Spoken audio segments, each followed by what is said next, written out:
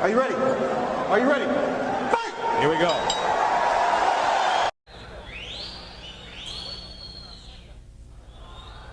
Oui, c'est bien Evangelista Cyborg que vous connaissez bien maintenant face à Michael Materla, invaincu.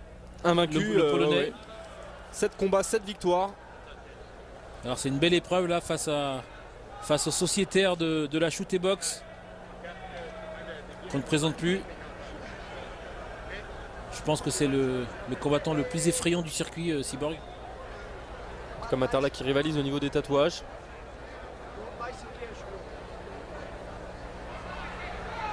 Ouais, il est flippant. C'est officiel. Et un combat avec Cyborg se termine dans 95% des cas par un KO. C'est pas un combattant qui va à l'économie, Cyborg.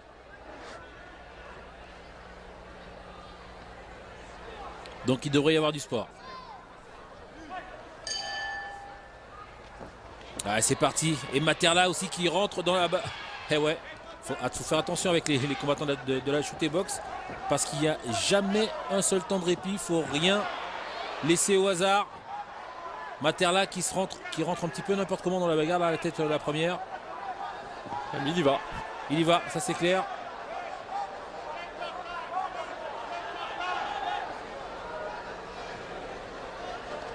Le Polonais qui veut montrer à Cyborg qu'il n'a pas peur de lui.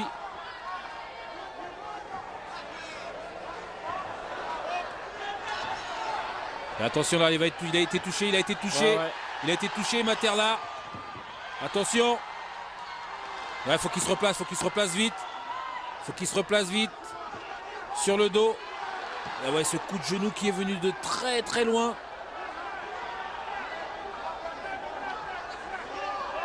Voilà, c'est fait, il est replacé, Materla. Il a repris... Cyborg dans sa garde. En demi-garde, il a récupéré juste une seule jambe. Ouais, maintenant, il faut s'accrocher. Il est déjà un peu marqué au-dessus de l'œil, on le voit au-dessus de l'œil droit.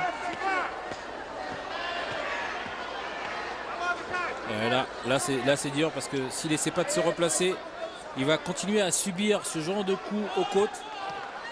Et croyez-moi, c'est pas top. Ça finit par faire mal forcément.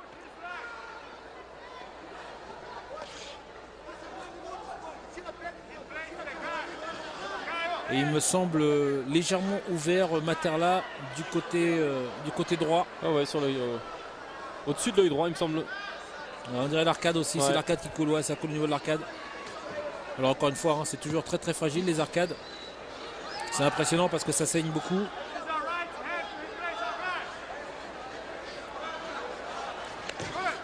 Bah ouais, par contre, s'il ne protège pas son visage des coups de genou, ça va être rapidement terminé.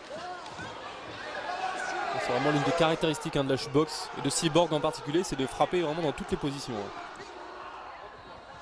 Marcus Vinicius, l'arbitre, qui a demandé l'arrêt bien sûr pour aller soigner la plaie de Materla. Il faut stopper un petit peu l'hémorragie. Au-dessus et en dessous de l'œil.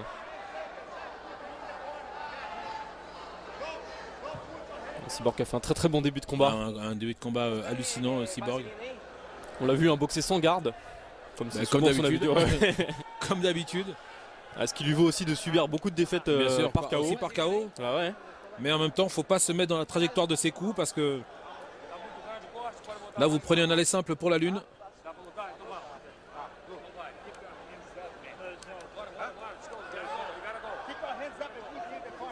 Et ouais. Et on est clair dans le coin de Materla. Il faut y aller. Bien penser à garder sa garde haute. Par contre, c'est clair que face à Cyborg, il ne faut pas se désunir.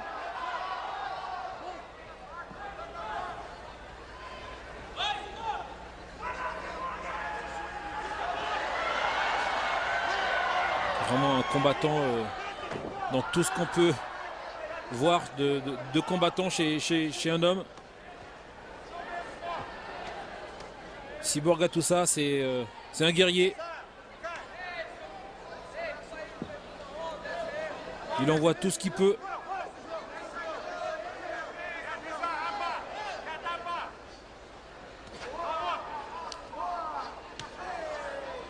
C'est le genre de combattant qui ne calcule pas en fait, Cyborg. Ah ouais.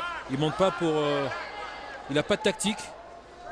Ou du moins toujours la même. Sa tactique, c'est rentrer dedans, envoyer les coups de pied, les coups de poing. Jusqu'à ce qu'il ait plus de force. Jusqu'à essoufflement, exactement. De lui ou au chaos de l'adversaire. On se rappellera toujours le combat face à Malvin Maneuf. Là, c'était mémorable. Ouais. Voilà, c'était... Voilà, c'est... Ça résume la situation.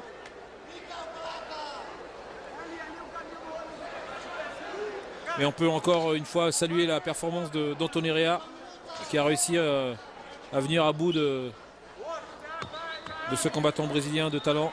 Ah ouais, il avait supporté une terrible salve au début de combat. Ouais, il s'est pas désuni, Anthony. Ah ouais, il a attendu tranquillement que Cyborg se... Enfin tranquillement non. Non, pas tranquillement mais... Il a attendu que Cyborg se fatigue et le tour renvoyé. Et croyez-moi, attendre que Cyborg se fatigue, je sais pas si attendre est le mot juste. Survivre peut-être. Mais en tout cas Anthony, bravo. Et on revient à notre combat avec Materla qui est toujours en dessous. Qui lui essaie également de survivre. Face à Sieber, regardez. Le coup de marteau. Le coup de poing marteau. C'est la difficulté donc, de notre discipline, c'est que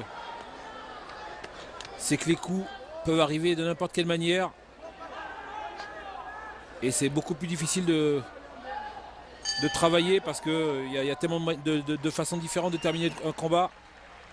Et de tellement de façons différentes également de bloquer les coups qui peuvent arriver, que ça ne rend l'entraînement que plus difficile et puis forcément que plus intéressant. Donc la première ronde à l'avantage de Cyborg, qui a dominé son adversaire debout et au sol, hein, là, on peut le dire. Je crois qu'il n'y a pas photo.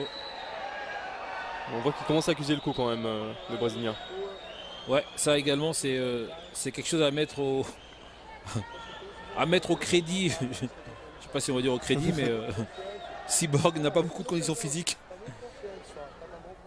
Il manque un peu de conditions physiques, mais on voit également pourquoi. Il tape dans n'importe quelle position.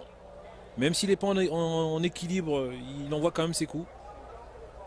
Et forcément, il s'essouffle.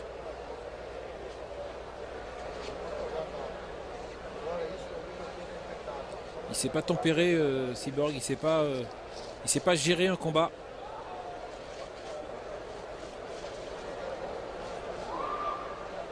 Mais ça en fait également le combattant spectaculaire qu'il est.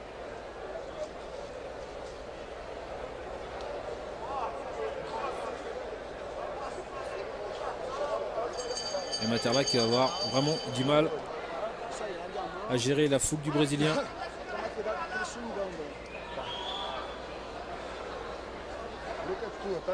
Et Materla qui nous vient je rappelle, hein, qui vient de Pologne.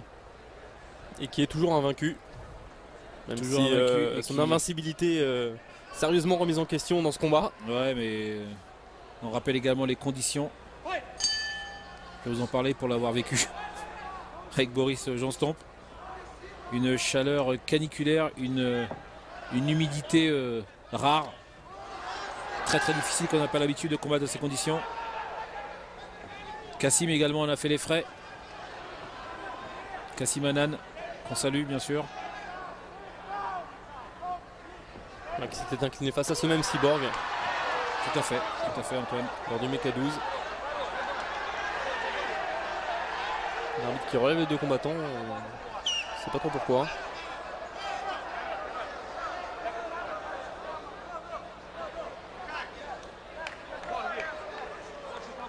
Là, il y a eu un coup interdit de Cyborg. Un coup interdit.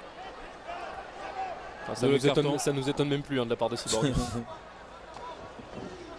Il était un petit peu haut ce coup entre les jambes. Mais bon, Materla n'a pas bougé, donc tout va bien.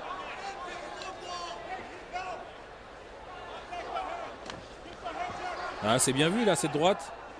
C'est dommage. Cyborg a perdu l'équilibre. Je ne sais pas ce qui s'est passé.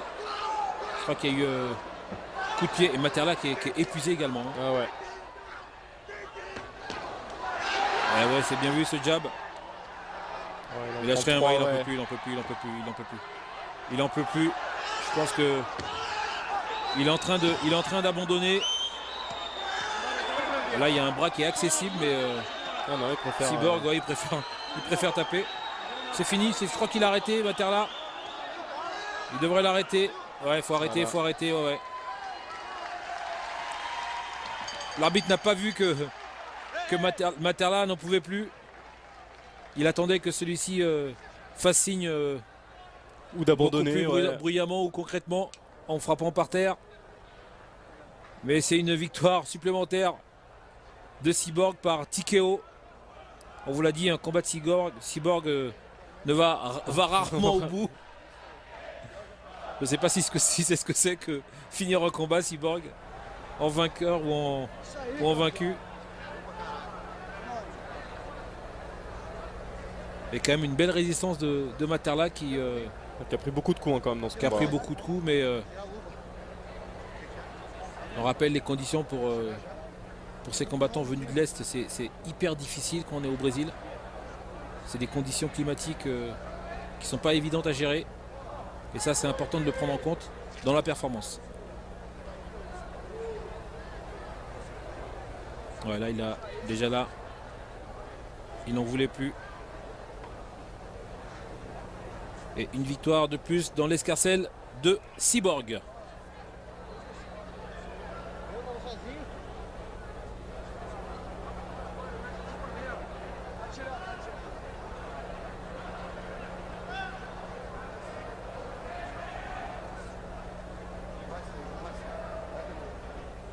Vai sair, vai do meio.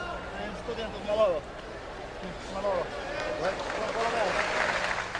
Vou passar. Tudo. Manolo, estou dentro.